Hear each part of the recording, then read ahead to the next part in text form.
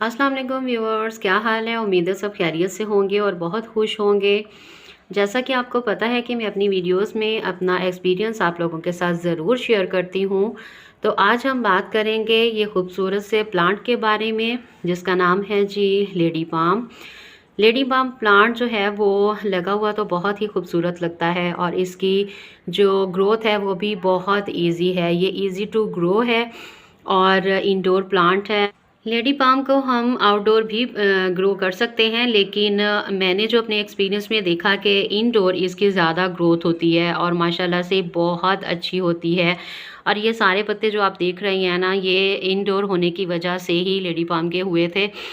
हुआ क्या था कि जब शुरू-शुरू में हम लोग ये प्लांट लेके आए थे तो ये बहुत ही छोटा-सा प्लांट था और इसके 3-4 पत्ते थे और हमने इसको बाहर सहन में रखा हुआ था और सहन में होने की वजह से या फिर एनवायरनमेंट इसके लिहाज से सूटेबल ना होने की वजह से इसकी ग्रोथ बहुत ही स्लोली हो रही थी और एक टाइम तो ऐसा था कि बस इसके ऊपर एक ही पत्ता रह गया था और बाकी सारे पत्ते इसके जल गए थे, ख़त्म हो गए थे और मैं डेली देखती थी कि बस ये प्लांट जो है वो अब भी मर जाएगा, लेकिन हुआ कुछ यूँ कि इसकी ग्रोथ बहुत अच्छी हो गई और इसको हमने इसकी जगह शिफ्ट की, हमने इसकी जगह चेंज कर दी और यहाँ पे रख दिया।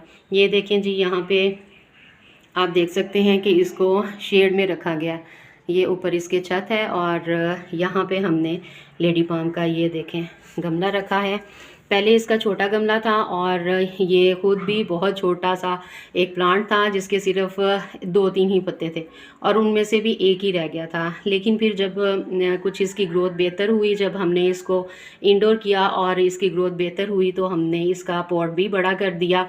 ये देखें बड़े से गमले में अब लगा हुआ है और माशाल्लाह से कितना फैला हुआ है, ये कितनी अच्छी इसकी ग्रोथ हुई है और ये देखें माशाल्लाह कितना घना हो गया है। ये सिर्फ इसका इंडोर होने से ही हुआ है और इसको ग्रो करना बहुत ही इजी है, कोई मुश्किल नहीं है इसमें।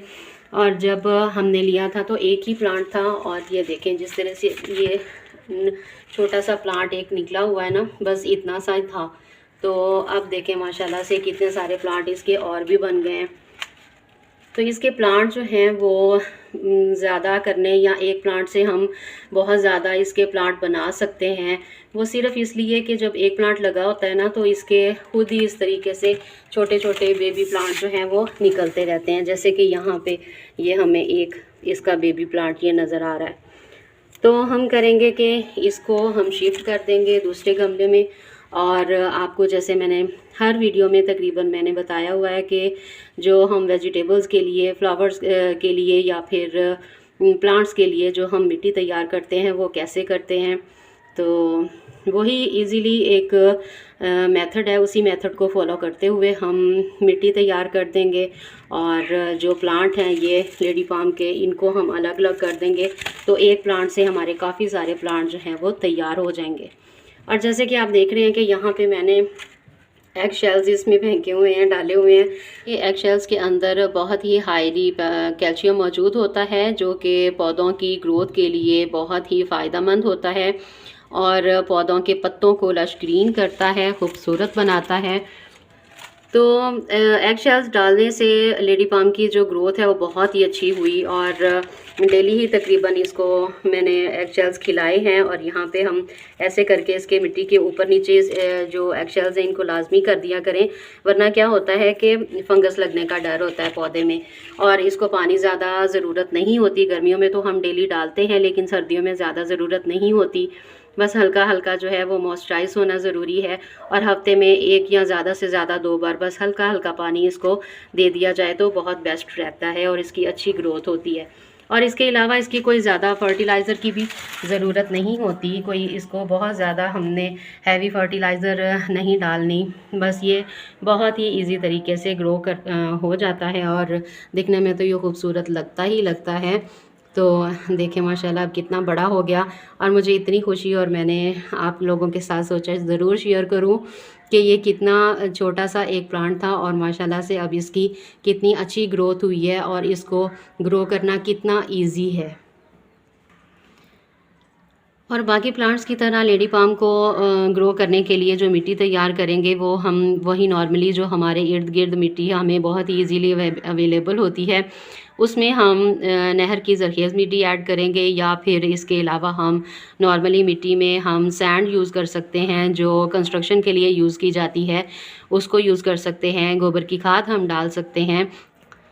तो इस तरीके से हम मिट्टी तैयार करके, या फिर आम मिट्टी में हम कोकोपीट भी यूज़ कर सकते हैं और इजीली मिट्टी बना सकते हैं, और एक गमले में लगाएं और इसका एक जो पौधा है वो लगा दें, और उसी से ही बेबी प्लांट बहुत सारे निकल आते हैं।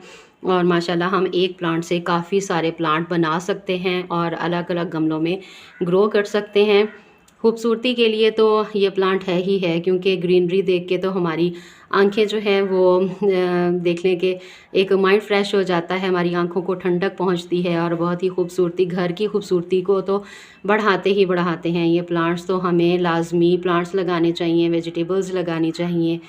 तो हमें चाहिए कि हम घर में इस तरह के प्लांट्स लगाएं, ग्रीनरी के लिए वेजिटेबल्स लगाएं, फ्लावर्स लगाएं, और अपनी घर की खूबसूरती को चार चांद लगाएं। और हमारा जो माइंड है वो भी फ्रेश रहता है, हमारी आंखें भी ठंडक महसूस करती हैं, और हमारा माइंड बिल्कुल जो है ना, मूड एक अच्छा रहता है और फ्रेश रहता है। और जब हम इन चीज़ों में बिज़ी हो जाते हैं तो हम टेंशन से भी महफूज रहते हैं, क्योंकि हमने एक एक्टिविटी अपने लिए बना रखी होती है और उसमें हम बिज़ी रहते हैं। तो हम जो बाकी टेंशन्स वाली बातें होती हैं उनको हम इग्नोर करते हैं और टेंशन फ्री रहते हैं। तो उम्मीद करती हूँ कि आज की मेरी वीडियो आपको अच्छी लगी होगी। वीडियो अच्छी लगे तो लाइक करें, शेयर करें। मेरे चैनल को अभी तक आपने सब्सक्राइब नहीं किया तो प्लीज़ सब्सक्राइब कर लें, और बेल आइकन को ज़रूर प्रेस करें। अपना बहुत सारा ख्याल रखें। अल्लाह हाफ़िज़।